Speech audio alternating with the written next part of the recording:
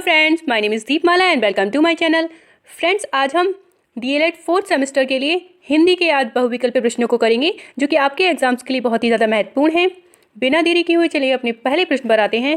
पहला प्रश्न है हमारा, हलंत को प्रदर्शित कीजिए। इसमें पूछा गया है कि हलंत का चिन्ह कौन सा है। तो मैं आपको बता दूं, हलंत का चिन्ह ये वाला है, द इसका राइट आंसर है। कोई अक्षर हम लिखते हैं, हमने लिख दिया क, इसके नीचे अगर हम इस तरह से लगा दें तो ये हो जाता है हलंत, मतलब ये आधा का हो जाता है। जैसे फ्रेंड्स, जैसे हम लिखें, एक सेकेंड, हम लिखें अगर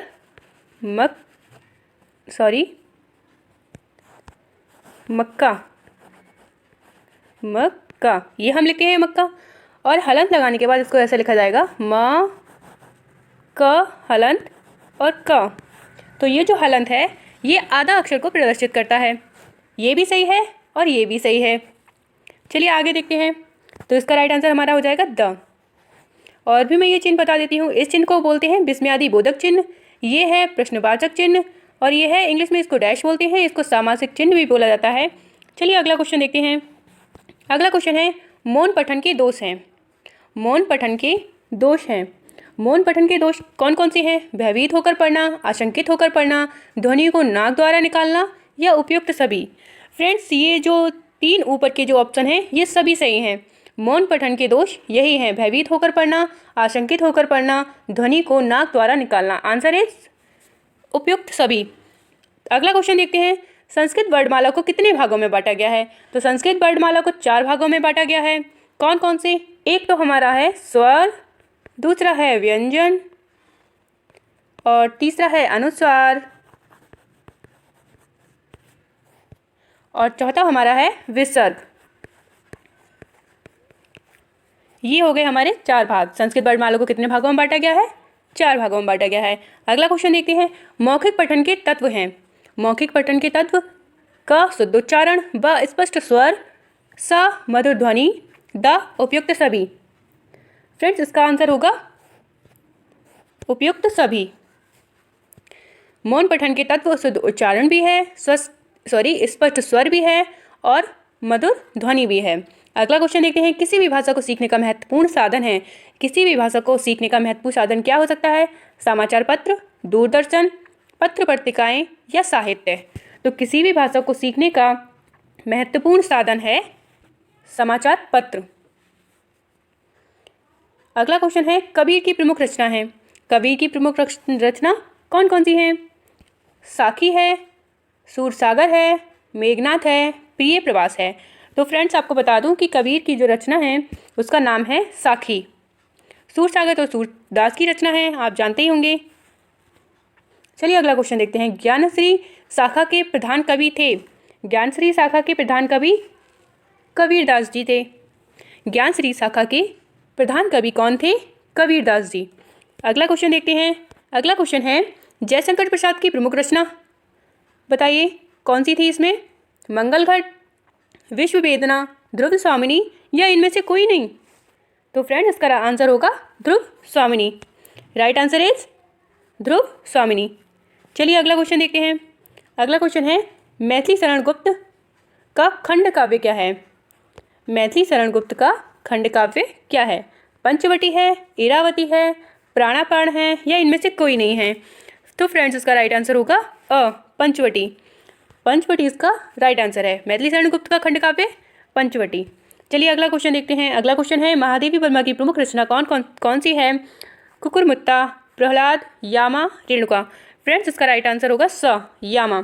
महादेवी वर्मा की प्रमुख रचना है यामा। अगला क्वेश्चन है हमारा, महावीर प्रसाद द्विवेदी जी ने किस पत्रिका का संपादन किया? हिंदुस्तान, सरस्वती, या गीतांजलि? फ्रेंड्स, इसका राइट आंसर है सरस्वती। महावीर प्रसाद द्विवेदी जी ने सरस्वती पत्रिका का संपादन किया था। अगला क्वेश्चन देखते हैं। हरिवंश राय बच्चन जी ने किस आत्मकथा की रचना की? हरिवंश राय बच्चन जी ने किस आत्मकथा की रचना की? एक दिन, मेरी भारत यात्रा, क्या भूलूं क्या याद करूं? इनमें से कौन सी उनकी आत्मकथा थी? फ्रेंड्स, इसका राइट आंसर है क्या भूलूं क्या याद करूं। ये उनकी आत्मकथा थी। अगला क्वेश्चन देखते हैं। गवन और गोदान किसकी प्रमुख रचना है? फ्रेंड्स, ये तो बहुत ही आसान है पहचानना। गवन और गोदान आपने पढ़ा होगा हिंदी में, इंटर में भी पढ़ा होगा आपने। इसका राइट आंसर होगा प्रेमचंद्र, मुंशी प्रेमचंद्र, गबन और गोदान। चलिए अगला क्वेश्चन देखते हैं। पाठ्य वस्तु से क्या तात्पर्य है? पाठ्य वस्तु से क्या तात्पर्य है? समाचार पत्र, पत्रिकाएं, संदर्भ पुस्तकें या उपयुक्त सभी? फ्रेंड्स, इसका राइट आंसर होगा उपयुक्त सभी। ये सभी पाठ्य वस्तु के अंतर्गत आती हैं। चलिए अगला क्वेश्चन देखते हैं। बीजक, बीजक नामक ग्रंथ के रचयिता कौन हैं? दिनकर हैं, तुलसीदास हैं, कबीरदास हैं या सूरदास हैं? तो फ्रेंड्स, बीजक नामक ग्रंथ के रचयिता हैं कबीरदास जी। बीजक किसकी रचना है? कबीरदास जी की। चलिए अगला क्वेश्चन देखते हैं। तुलसीदास जी का जन्म हुआ था, तुलसीदास जी का जन्म कब हुआ था? 1554 ईस्वी में, 1600 ईस्वी में, 1700 ईस्वी में या 1400 ईस्वी में? फ्रेंड्स, तुलसीदास का जन्म हुआ है 1554 ईस्वी में। फ्रेंड्स, इनके जन्म के संदर्भ में एक दोहा भी है। 1554 भी से कालंदी के तीर, श्रावण शुक्ला सप्तमी तुलसी तजो शरीर। ऐसे ही जब इनकी मृत्यु हुई थी 1680 में, तब भी उस संदर्भ में भी एक दोहा है। 1680 80 गंग के तीर, श्रावण शुक्ला सप्तमी तुलसी धर्यो शरीर। तो अगर आप इनकी रचनाएं, मतलब जो इनका जीवन परिचय है, अगर आप उनके जन्म के बारे में बता रहे हैं, तो ये अगर दोहा अगर आप उसमें ऐड करेंगे तो बहुत ही अच्छा होगा और जो आप जीवनी लिखेंगे वो भी बहुत सुंदर लगेगी। चलिए अगला क्वेश्चन देखते हैं। अगला क्वेश्चन है, बिहारी जी सर्वश्रेष्ठ कवि थे। बिहारी जी सर्वश्रेष्ठ कवि थे भक्ति काव्य धारा के, रीतिकाल के, आधुनिक काल के या प्राचीन काल के? फ्रेंड्स, इसका राइट आंसर होगा रीतिकाल। बिहारी जी सर्वश्रेष्ठ कवि किसके थे? रीतिकाल के थे। फ्रेंड्स, अगला क्वेश्चन है, जयशंकर प्रसाद जी का स्वर्गवास हुआ था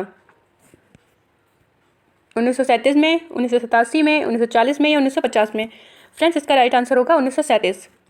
जयशंकर प्रसाद जी की मृत्यु 1937 में हुई थी। अगला क्वेश्चन देखते हैं। परिमल काव्य के रचयिता हैं, परिमल काव्य के रचयिता कौन थे?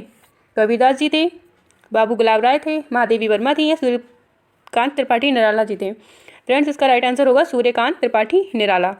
अगला क्वेश्चन देखते हैं। अगला क्वेश्चन है, पंचतंत्र के लेखक कौन है? पंचपात्र के लेखक कौन है?